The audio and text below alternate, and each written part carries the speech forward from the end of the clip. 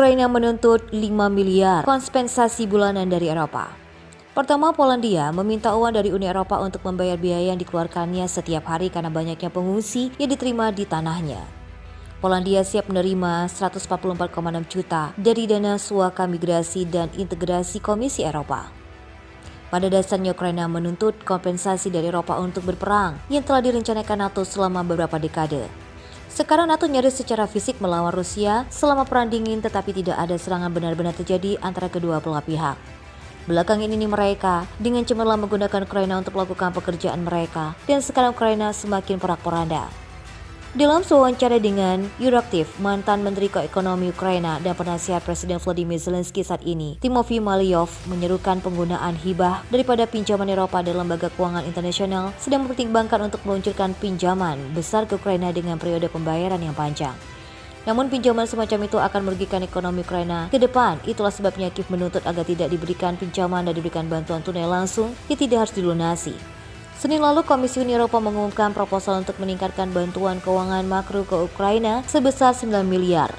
Adapun jumlah total dana yang dibutuhkan Ukraina untuk rekonstruksi Mykolaiv memperkirakan sekitar 500-600 miliar akan dibutuhkan. Tetapi dia mengatakan ini dapat tersebar selama 10 tahun. Ukraina menuntut agar sebagian besar dana tersebut datang dalam bentuk hibah dan bukan pinjaman. Milanov berkata, Menteri Pinjaman alih-alih hibah berarti utang Ukraina terhadap rasio PDB akan meningkat. Dan lembaga peningkatan yang melihat rasio ini akan menganggap utang Ukraina kurang berkelanjutan. Uni Eropa sementara itu bersikukuh bahwa pinjaman akan menjadi bagian terpenting dari upaya rekonstruksi Ukraina dan bahwa Kiev pada dasarnya harus membayar kembali uang yang diberikan saat ini. Menurut The Guardian, hibah dan hasil yang diperoleh oleh aset Rusia yang disita juga akan digunakan untuk merekonstruksi Ukraina. Sementara itu, Eropa memperjelas bahwa jika Ukraina menginginkan uang ini, Kiev harus mengambil kepemilikan penuh atas upaya rekonstruksi dan bahkan rekonstruksi akan dikuatkan dengan agenda reformasi yang akan membantu Ukraina menyelaraskan standar UE. Pada dasarnya UE menciptakan negara klien dari Ukraina dalam jangka panjang. Agenda ini sekali lagi akan mengundang masalah bagi Ukraina dan apapun yang tersisa dalam waktu yang cukup dekat. Dalam Solidaritas Uni Eropa, Ursula von der Leyen berusaha sekuat tenaga untuk memastikan bahwa Ukraina terus berperang dengan Rusia. Jika diingat pada bulan April lalu, Uni Eropa telah memulai persiapan untuk dana perwakilan solidaritas untuk Ukraina. Tujuan dari dana solidaritas UE adalah untuk membantu Ukraina dengan kebutuhan keuangannya serta upaya pemulihan. Negara-negara G7 saat mendukung gagasan tersebut, tetapi beberapa negara anggota UE sangat marah karenanya. Padahal rencana itu masih ada.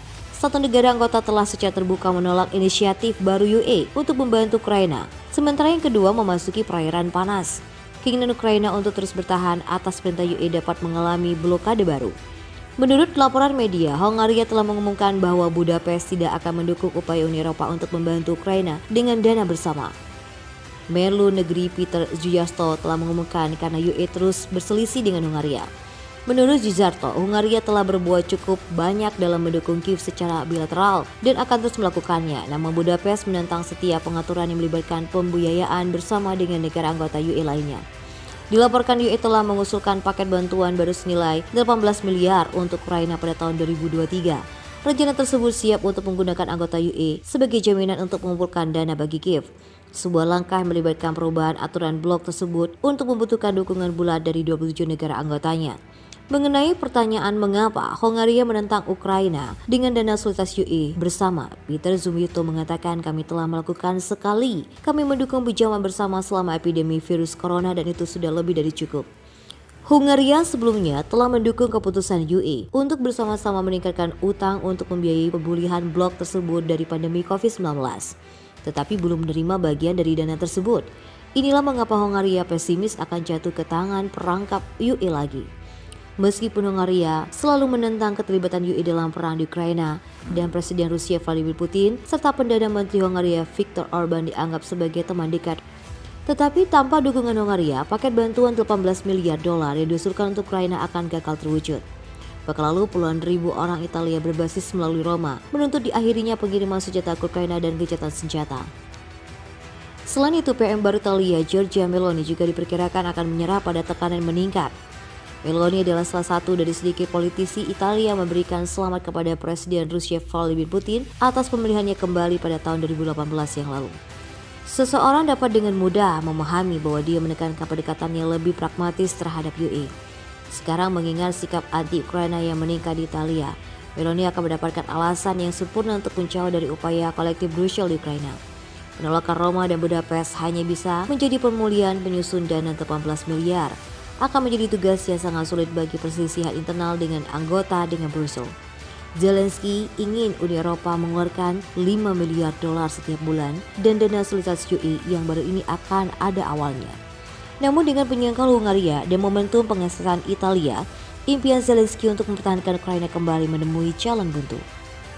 Sanksi demi sanksi dijatuhkan pada Rusia setelah perang Ukraina dan kekuatan Barat. Tujuannya adalah untuk menghancurkan ekonomi Rusia. Analis telah memperkirakan bahwa ekonomi Rusia tidak akan mampu menghadapi beban perang dan akan runtuh dalam waktu 6 bulan.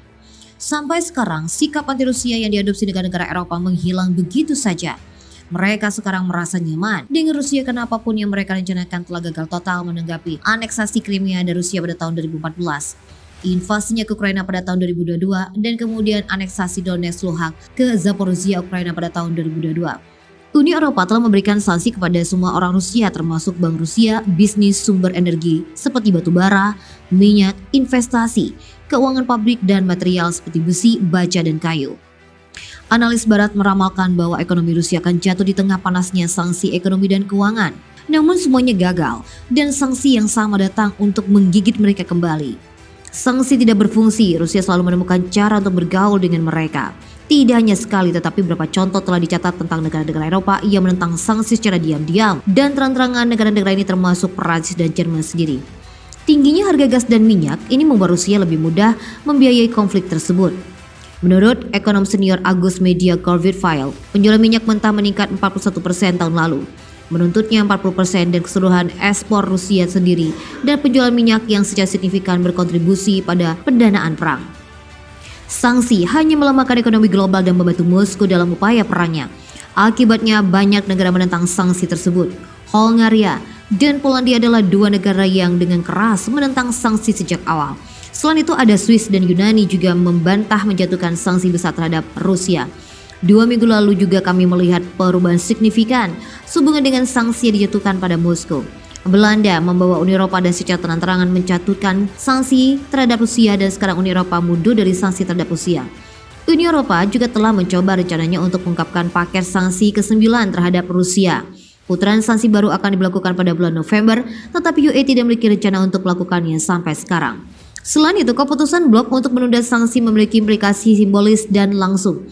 Ini adalah langkah pertama Uni Eropa untuk lebih menghargai kedaulatannya dan menolak untuk berjalan di jalur yang ditunjukkan oleh AS. Perubahan sikap Uni Eropa merupakan kemunduran besar bagi upaya Biden untuk menyatukan Eropa melawan Rusia dan mengisi pundi-pundi Amerika. Eropa membutuhkan kebijakan luar negeri yang independen dan ini baru permulaan. Juga saat musim dingin mendekat, panasnya sanksi Rusia hanya akan meningkat di antara negara-negara Eropa. Sanksi tersebut telah ditunda untuk saat ini. Namun sepertinya sanksi yang dijatuhkan juga akan segera dicabut. Celah antara AS dan UE hanya akan menebar dari sisi. Jadi mari bersiap menghadapi kehancuran kakek Biden yang pasti tidak akan senang dengan langkah berani dari Eropa ini.